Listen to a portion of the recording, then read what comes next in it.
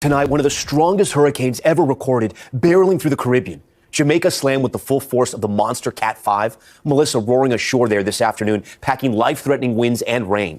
And look at these flooded roads completely inundated as raging waters rush in. The warning from officials tonight, displaced crocodiles could be lurking in the water. That is not a joke. Moments ago, the Prime Minister of Jamaica telling Top Story tonight his biggest concern is damage done to multiple hospitals. You can see that roof ripped apart on this one, the full scope of the devastation and potential loss of life on the island, not yet in full view. The Prime Minister also telling us it's still too dangerous for search and rescue teams to go out. We'll have that full conversation with the Prime Minister straight ahead. 25,000 tourists, though, still trapped on the island, some barricading themselves in hotel ballrooms like this. Melissa's next targets? Cuba, then the Bahamas, both bracing for direct hits. We have full team coverage tonight. Our reporter live in the storm zone and our meteorologist Al Roker standing by to time it all out. But we begin tonight in Jamaica, where NBC's George Solis is in the storm zone. Tonight, a devastating direct hit. Melissa slamming into Jamaica as a catastrophic Category 5 hurricane, pummeling the island with 185-mile-an-hour winds and torrential rain. The monster storm unleashing raging floodwaters and life-threatening storm surge, tearing roofs from homes and knocking out power for hundreds of thousands. This was a terrifying scene inside a hospital as Melissa ripped through. Tonight, officials cautioning people to avoid flooded areas where crocodiles may lurk. Kingston may have been spared the worst of Melissa, but we are still experiencing those strong tropical force storm winds. Before Melissa's historic landfall, officials had this dire final warning. Don't bet against Melissa. It is a bet we can't win. Melissa roared ashore midday in New Hope on the southwestern coast before slicing across the island to the resorts of Montego Bay. Unfortunately, it's here. It's here. Wind has been pretty gnarly this morning. Officials say some 25,000 tourists are stranded. We were advised to put one of our mattresses on the window and barricade it with the tables that we have in the room. People staying at this Montego Bay hotel were evacuated to the ballroom, where they rode out the storm huddled together on the floor. Yeah, the beach is just devastated. Christina and Tony Malshodi were in Negril celebrating their 10th anniversary. Like many tourists, they scrambled to try and get out before airports closed, but their flight was canceled, leaving them stranded. It was horrific. It was absolutely terrifying. And I think it was more for the fear of not knowing. I've broken down several times just crying. You know, I don't want to end my life here. Melissa tying the record for the strongest Atlantic storm to ever make landfall. This was the reaction from our meteorologist at NBC6 in Miami, getting an update on the storm's unbelievable strength live on air. Oh, my Jesus Christ. The storm so dangerous, a Hurricane Hunter flight gathering data had to turn back for the second day in a row. Evacuations are now underway in Cuba, which is bracing for impact. While here in Jamaica, it could take weeks to fully assess the full scope of Melissa's devastation.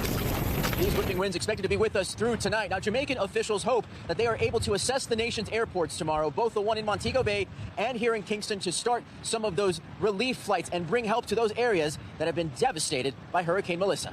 Tom? George Solis for us tonight. George, thank you. Let's get right over to Al Roker. Al, Hurricane Melissa now one of the strongest Atlantic hurricanes on record, stronger than Hurricane Katrina. Walk us through what you're watching right now and where it is. Okay, so here we have right now, you can see that eye just making its way now across Jamaica, 15 miles east of Montego Bay, 145 mile per hour. Still a Category 4 storm. It's moving northeast at 8. This system has been moving relatively slowly, Tom. So as it pushes further to the north, it still is taking its time dumping tons of rain. Now, what's made this so strong? Well, the ocean waters are about 2.5 degrees warmer than average. So this rapid intensification, the strength of this storm, likely 700 times more likely due to human-caused climate change, which has created this monster storm, Tom. Yeah, and then where's it headed from there? We can see the tail end there of eastern Cuba, and it looks like it's going to be a bullseye. Yeah, that's right. So right now we've got these tropical storm warnings. We've also got hurricane warnings right up through the Bahamas. This thing makes landfall sometime early tomorrow morning in Cuba, staying a Category 4 across the area. And then the rainfall amounts going to really, really exacerbate landslides, mudslides. We're talking about rainfall amounts anywhere from 5 to 15 inches of rain. And then the thing rockets off. It hits the Bahamas, the eastern chain of the islands there, as a Category 3, and then continues, even still threatening Bermuda, Tom, as a Category 2 storm. Yeah, and then Al, you've covered a lot of these storms. I have as well. I can tell you what concerns me is that we're not seeing a lot of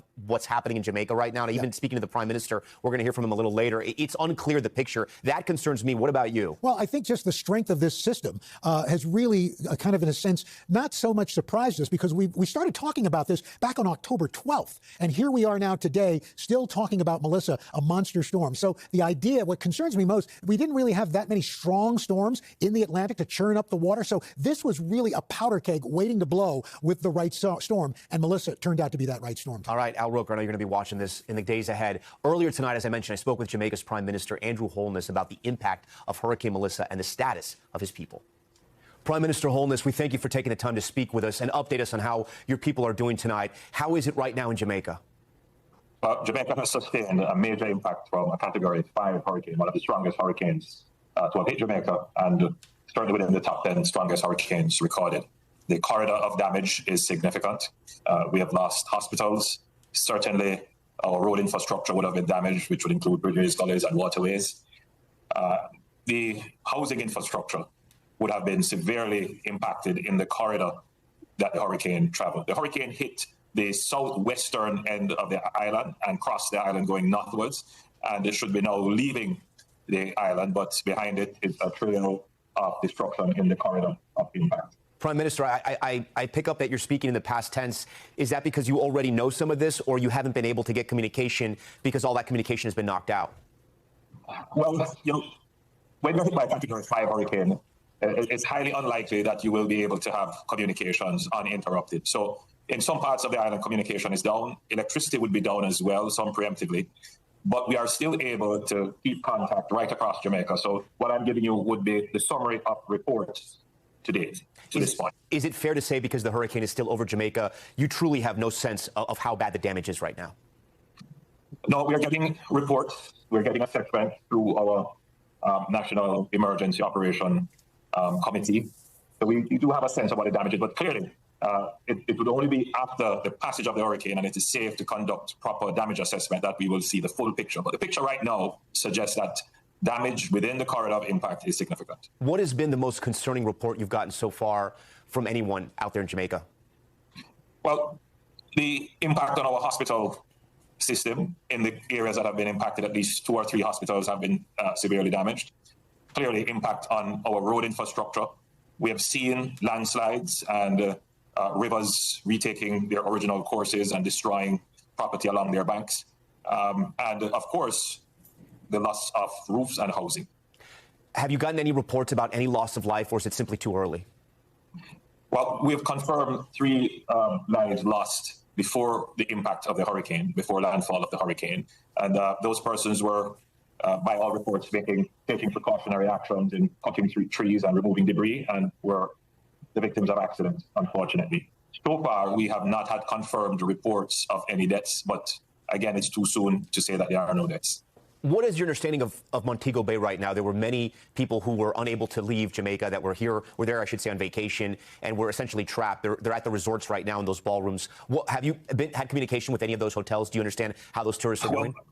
I've had a preliminary report from the Minister of Tourism, who would have given an assessment that some hotels were damaged, that there is damage to our airport. I can't say to what extent, but we have a fairly robust response plan. And the tourism industry is always prepared, knowing that we are in this zone where we could be impacted by hurricanes. So I know that they're doing the best they can, and that the provisions will be made to ensure that our guests and Jamaicans alike are in a safe place at this time. We're seeing video of roofs ripped off buildings and hearing reports of people stranded by the floodwaters. Give us an update on the status of search and rescue operations. Have those started, or is it still too dangerous? It's still too dangerous to do search and rescue. I've had a few reports of our fire brigade conducting some rescue operations on land, but they would have to make the assessment. From a policy perspective, we have given a directive that during the hurricane we should, as best as possible, protect our response assets and respond to the most extreme emergency for which the judgment is there would be the possibility of a favorable outcome. Have you been in touch with President Trump or the American government? I've received a message from Secretary of State Rubio, and not just the United States, but we've had contact with most of the international community, for which we're grateful. We do intend to mount right after this, the hurricane has passed and it's safe to do so, a credible relief and recovery response, and we would be grateful for support to augment this response so that we can recover even better and stronger than before. Can you share what Secretary of State Marco Rubio told you? Did they promise aid would come into Jamaica or some type of assistance? Well, the commitment of the United States would be to support in whatever way they can, whatever way we see fit, and the areas in which we see that we would need assistance. Secretary of State and the President of the United States have always been good to us, and we have always been good and strong partners with the United States. So we're confident that whatever assistance they can render whatever assistance we deem necessary. There would be a great effort to have that fulfilled. Do you have any sense of what you're going to need first, whether it be water, food, electrical infrastructure? Well, you know, the immediate humanitarian response can always be augmented with food, immediate shelter, medicines, those kinds of things. That will be covered in the next 10 days, obviously. But the real help will be in the rebuilding of the infrastructure so we can get our economy back on track and so that we can rebuild a more resilient economy to withstand these more frequent and intense weather events, which is a feature of a changing climate. Do you have any idea what Jamaica is going to look like tomorrow? That's a difficult question to answer. To put it at scale, the entire Jamaica was affected by this hurricane, but some areas were more affected. So of our 14 parishes, I expect that 4 of them would have severe damage, and that would be those parishes in the southwestern end of the island. So we're looking at St. Elizabeth, Westmoreland, St. James, Trelawney, and then there might be some impacts on Hanover and Mandeville. In the eastern end of the island, we're seeing some damage done in St. Thomas, but generally there would be an impact right across the island. Roofs would be damaged, roads would be damaged, there would be flooding and landslides, but the concentration would be in that corridor where the hurricane hit. And then finally, Prime Minister, what is your biggest concern at this hour?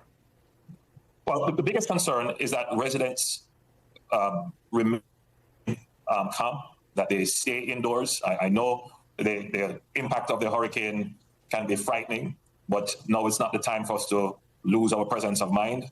So I appeal to all the residents to stay in and stay safe. We will, at some point, issue the all clear, and then we will mount the recovery and relief response to clear the roads, to make contact with communities that have been marooned, to provide the humanitarian relief, and to assist people with the rebuilding of their homes and businesses. Prime Minister, we thank you for your time. We will be praying and thinking about the people of your prayers, and I thank the people of the United States who have reached out to us and prayed for us. Thank you.